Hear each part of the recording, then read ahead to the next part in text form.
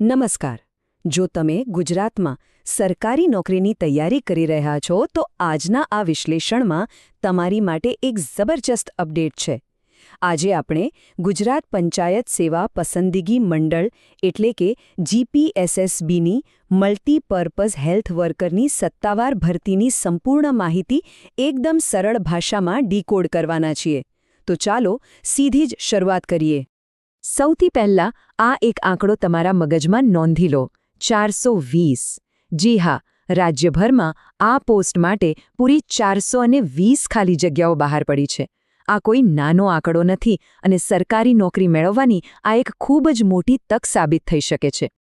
હવે તમને કદાચ પ્રશ્ન થાય કે આ માહિતી કેટલી પાકી છે, તો હું તમને જણાવી દઉં કે આપણે જે પણ વાત કરવાના છીએ તે સીધી જ આ સત્તાવાર સરકારી નોટિફિકેશનમાંથી લેવામાં આવી છે. એટલે કે દરેક વિગત એકદમ સચોટ અને અધિકૃત છે. તો આજે આપણે આ 5 મુખ્ય મુદ્દાઓ ફટાફટ કવર કરીશું. 420 જગ્યાઓનું વિભાજન, ભણતર અને ઉંમરની લાયકાત, કેટેગરીના નિયમો, ફી અને છેલ્લી તારીખો, અને છેલ્લે સૌથી અગત્યનું ફોર્મ ભરતી વખતે ધ્યાનમાં રાખવાના કડક નિયમો. ચલો પહેલા વિભાગથી શરૂઆત કરીએ. આ 420 જગ્યાઓ ક્યાં અને કેવી રીતે વહેંચવામાં આવી છે? મોટા અને જટિલ સરકારી પત્રકો વાંચવા ક્યારેક કંટાળાજનક હોય છે, રાઈટ? પણ જો આપણે મુખ્ય જિલ્લાઓ પર નજર કરીએ તો પિક્ચર એકદમ ક્લિયર થઈ જાય છે. સૌથી વધુ ફોકસ કચ્છ પર છે, જ્યાં 126 જગ્યાઓ છે. ત્યારબાદ દાહોદમાં 90, નર્મદામાં 33 અને મોરબીમાં 21 જગ્યાઓ છે. આનાથી તમને ખ્યાલ આવશે કે હરીફાઈ ક્યાં વધુ હશે. આગળ વધીએ આપણા બીજા વિભાગ તરફ, શૈક્ષણિક લાયકાત અને ઉંમર. હવે સૌથી મોટો સવાલ એ ઊભો થાય કે શું તમે આના માટે એપ્લાય કરી શકો છો? આ પોસ્ટ માટે ખરેખર કઈ લાયકાત જોઈશે? આ એવું મોટું ફિલ્ટર છે જે નક્કી કરશે કે કોણ આગળ વધશે અને કોણ નહીં. ધ્યાનથી સાંભળજો. તમારી પાસે 1 વર્ષનો MPHW બેઝિક કોર્સ અથવા તો સેનિટરી ઇન્સ્પેક્ટરનો ડિપ્લોમા હોવો જ જોઈએ. આના વગર બિલકુલ નહીં ચાલે. સાથે જ બેઝિક કોમ્પ્યુટર નોલેજ અને ગુજરાતી કે હિન્દી ભાષા આવડવી કમ્પલસરી છે. ઉંમરની વાત કરીએ તો ઓછામાં ઓછી 18 વર્ષ અને વધુમાં વધુ 33 વર્ષની વયમર્યાદા ફિક્સ છે. પણ અહીં એક ખાસ વાત નોંધવા જેવી છે. તમારી ઉંમરની ગણતરી 20 મે 2026ના રોજની સ્થિતિએ થશે. એટલે એ તારીખે તમારી ઉંમર આ લિમિટમાં હોવી જોઈએ. ત્રીજો વિભાગ છે રિઝર્વ્ડ કેટેગરીના નિયમો અને ઉંમરમાં મળતી છૂટછાટ. જો તમે અનામત વર્ગમાં આવો છો તો ઉંમરમાં 5 વર્ષની છૂટ છે. સામાન્ય વર્ગના દિવ્યાંગ ઉમેદવારો માટે 10 વર્ષ અને અનામત વર્ગના દિવ્યાંગ માટે 15 વર્ષની છૂટ છે. પણ એક નિયમ મગજમાં બરાબર ફિટ કરી લેજો. કોઈ પણ સંજોગોમાં ઉંમર 45 વર્ષથી વધુ તો ન જ હોવી જોઈએ. આ બહુ જ અગત્યનું છે.